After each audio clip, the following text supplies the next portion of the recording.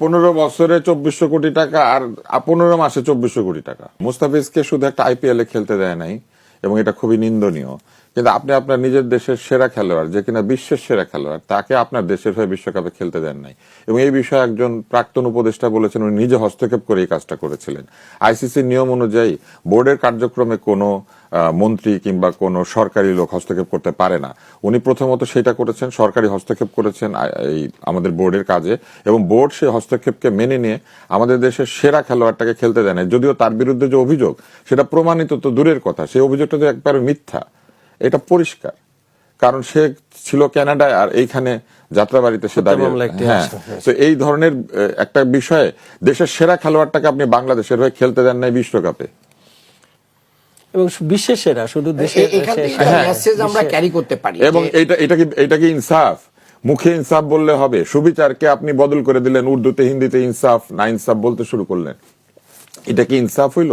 এটা জাতির প্রতি ইনসাফ হয় নাই।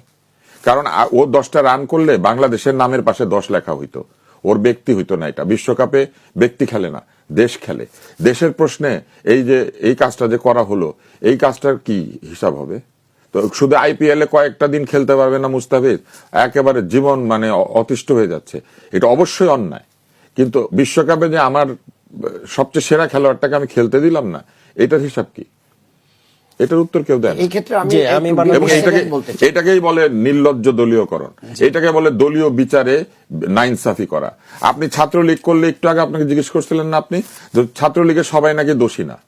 এই সেরা খেলোয়াড়টাকেও তো এইভাবে আমরা বিবেচনা করতে পারতাম, যে এখনো তো প্রমাণিত হয় নাই, খেলতো, আমরা খেলতে দিলাম না। যারা আমাদের দেশের আইকন, দেশের তারকা, যারা দেশকে রিপ্রেজেন্ট করে, তাদেরকে দলীয়ভাবে অন্ধত্ব হওয়ার কোনো সুযোগ নেই। ভালো কাজে যে কোনো দলের পাশে থাকা যেতে পারে, কিন্তু খারাপ কাজের সঙ্গী যেন আমরা না হই, এটা আমাদের একটা বড় মেসেজ। এবং এই উপদেষ্টা কুমিল্লাতে 2400 কোটি টাকা বরাদ্দ দিয়েছিল। আজকে সকালবেলা আমি পত্রিকায় দেখেছি এটা ক্যান্সেল হয়েছে। 2400 কোটি টাকা একবার বরাদ্দের হিসাব হয়, আরেকবার পুরা ক্যান্সেল হয়ে যায়। তার মানে বুঝেন সিদ্ধান্ত গ্রহণের ইনসাফি না ইনসাফি।